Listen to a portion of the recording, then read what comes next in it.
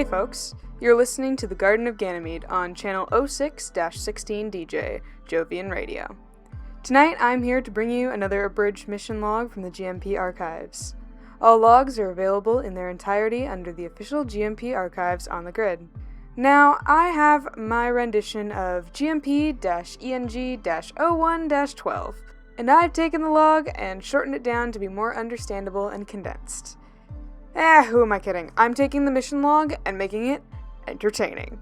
This one is from Head Engineer Sean McKenna concerning the greenhouse assembly and a strange fire.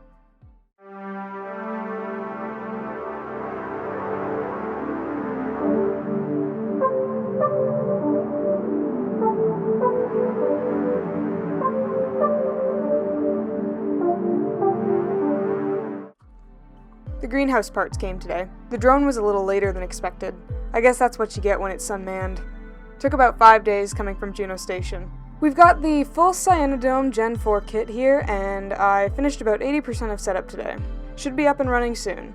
Okay, so I found that I love McKenna's logs way more than anyone else. We're on the same wavelength, I swear. I actually met him a couple times planetside.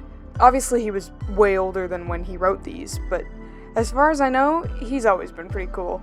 Kinda nice I got to meet him. Feels odd to be reading these sometimes. Lynch and Nunez are still around, of course. Not exactly the best sources on the matter, however. I think McKenna would have done something, if he'd known. People keep saying that he did and he was part of the problem, but honestly, I don't think so. I think he really was oblivious until it was too late. Anyway, what I was saying is that I really like McKenna's logs over everyone else. He clearly really loves his work and is constantly telling Mission Control all about it. I don't really need to cut out much from his logs to make them make sense to your average Joe. Okay. Here is an exact quote from his log. I'm actually so excited to be trying these for the first time. Obviously, you guys have run your tests and everything, but this is the first time the Gen 4 is being used on an actual moon for an actual project. I'm so excited. It's almost done, and I can't wait until I've got it functional.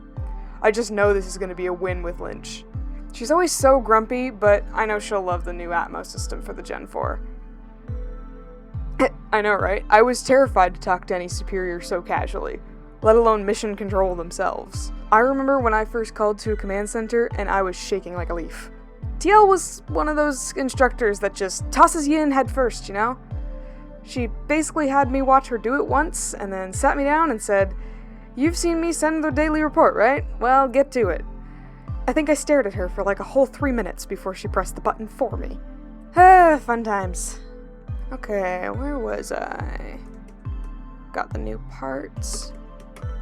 Rambled about the Gen 4. Oh yeah, he also tends to put in full reports about how new systems are running, like how they were to set up, all that kind of stuff. Kinda interesting to me. Not sure if it's interesting to y'all though. Oh wait, this is my show. Alright, why don't we go into a long, extensive read of this report? I'm just kidding. I've spiced it up real good.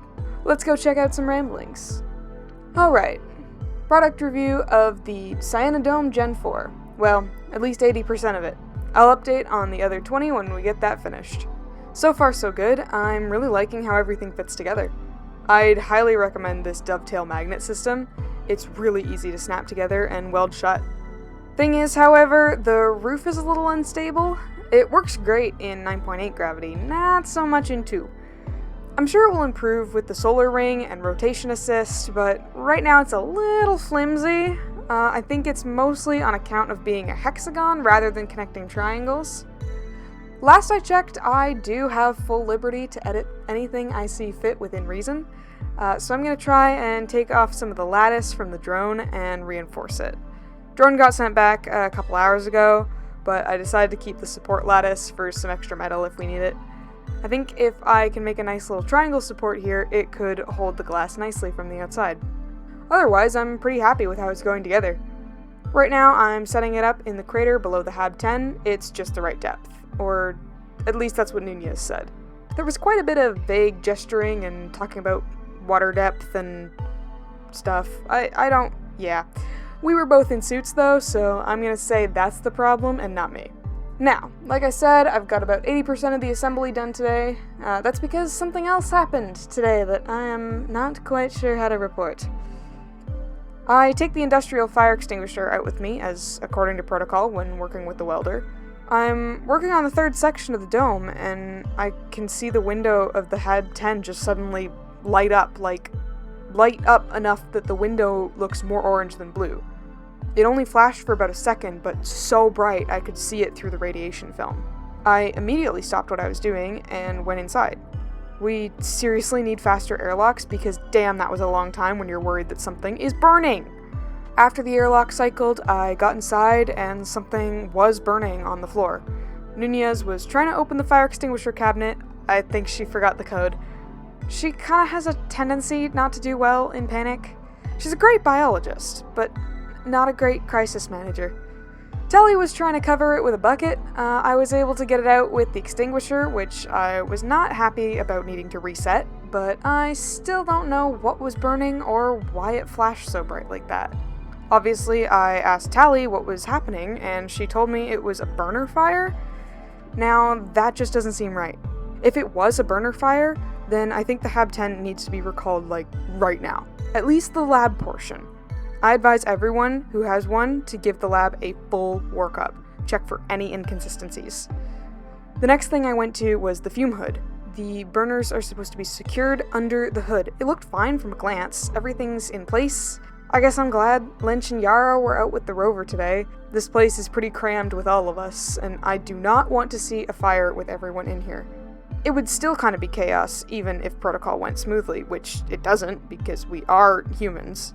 I got them cleared out and upstairs, and I think it would have been fine in hindsight for them to use the rest of the lab for that day, but I didn't want to risk it. I can deal with equipment breakdown, jams, even air filter clogs. All of that I can fix and don't have a huge time limit. We've got supplemental air, we've got stocks and tanks and everything. Work can stop if needed, all that jazz. Fires, though, those freak me out. If fire catches on any of the chemicals we have in here, I don't want to know what would happen. The HAB 10 fire systems are usually impeccable. I don't know what happened. After everyone was cleared, I ran a full workup. I turned off any heat source while I checked for gas leaks, compromised O2 lines, exposed wires, anything. The fume hood is completely sealed as usual. There were no gaps in the burner containment. The only thing I found that could be the culprit for a small fire would have been a loose valve in the gas tanks. It was a little bit worrying, but not awful. With having the small tanks, a loose valve on one of the 100 of them isn't really a big deal. I fixed it, added some extra sealant, that's that. I don't think that little loose valve would have caused this. Not that flash. I also still don't know what exactly was burning. When I dug it out of the extinguisher foam, I got some charred black sludge, which could be pretty much anything from the bacteria itself to just a wire scrub brush that got caught in a current. Tally isn't telling me, and I don't know why. I've got it in a jar right now, and I think I'll have Lynch test it tomorrow once I okay the lab.